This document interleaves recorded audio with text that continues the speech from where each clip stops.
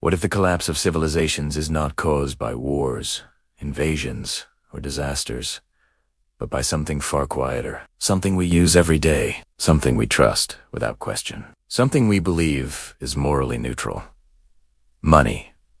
Modern economics teaches us that money is just a tool, a neutral medium of exchange, a system without ethics. But nearly 1,000 years ago, one man warned that this belief would eventually destroy societies.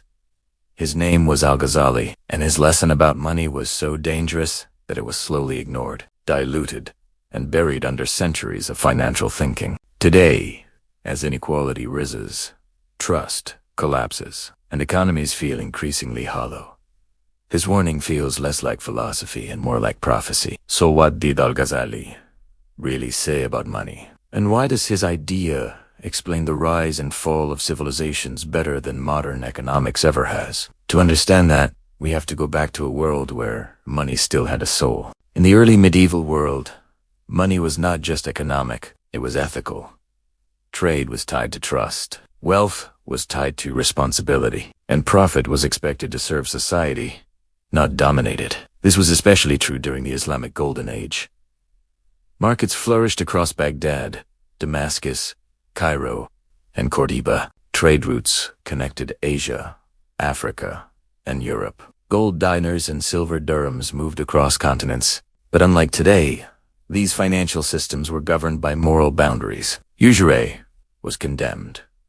Deception was forbidden. Hoarding wealth without social benefit was criticized. And at the center of this worldview stood Abu Hamid, a scholar, philosopher, theologian, and sharp observer of human behavior. Al-Ghazali lived in a time of immense prosperity, but he also lived at the edge of something breaking. He saw wealth growing faster than wisdom. He saw trade becoming clever but hollow, and he saw money slowly detaching from morality. Al-Ghazali argued something radical. Money, he said, has no intrinsic value. Gold and silver are useless on their own. You cannot eat them. You cannot wear them. Their only purpose is to facilitate exchange, to allow goods, labor, and services to circulate fairly. In Al-Ghazali's view, money was like a mirror. It had value only as long as it reflected real human needs. The moment money became an end in itself, it turned toxic. He compared money hoarders to someone who locks away water in a desert. The water exists, but society suffers. Money was not evil, but it was morally fragile. Its impact depended entirely on human intention. And when intentions shifted from service to domination, civilizations paid the price. For centuries, societies that respected this balance thrived. Markets expanded, but ethics restrained them. Wealth circulated, but charity anchored it. Trade created prosperity without eroding trust.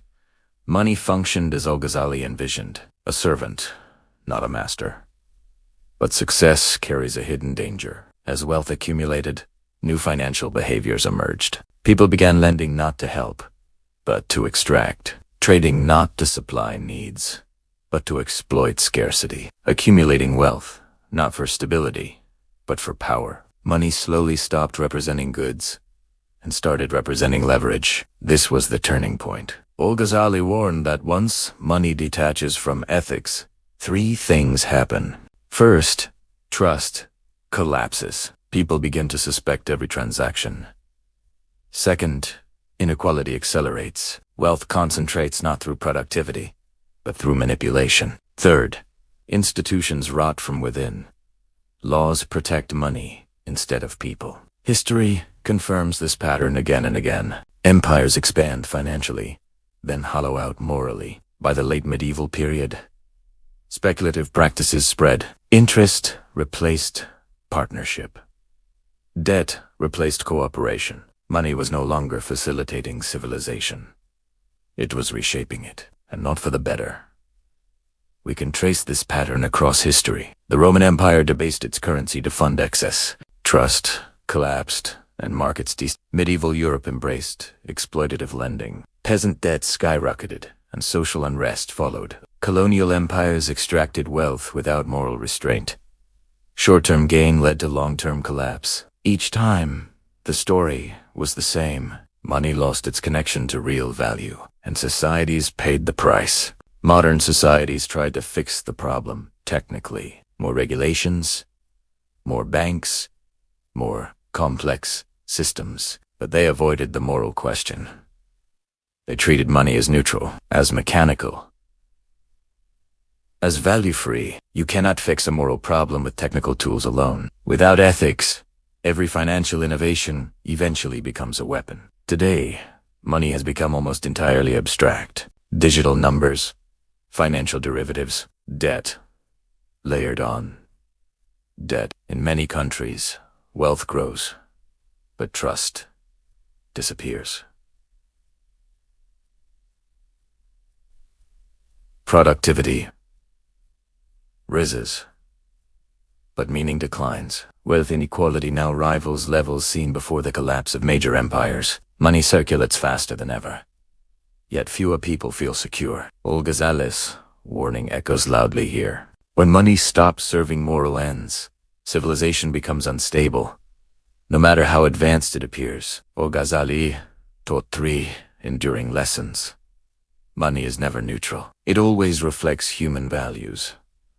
Wealth without morality corrodes societies. No civilization collapses financially first. It collapses ethically. Systems cannot replace ethics. Without moral restraint, every financial system turns predatory. Al-Ghazali never rejected money. He rejected worshipping it.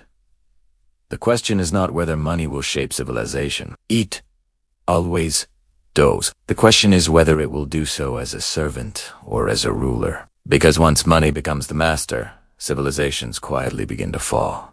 If you want to understand how money, power, and morality shape the rise and fall of civilizations, subscribe to Capital and Civilization.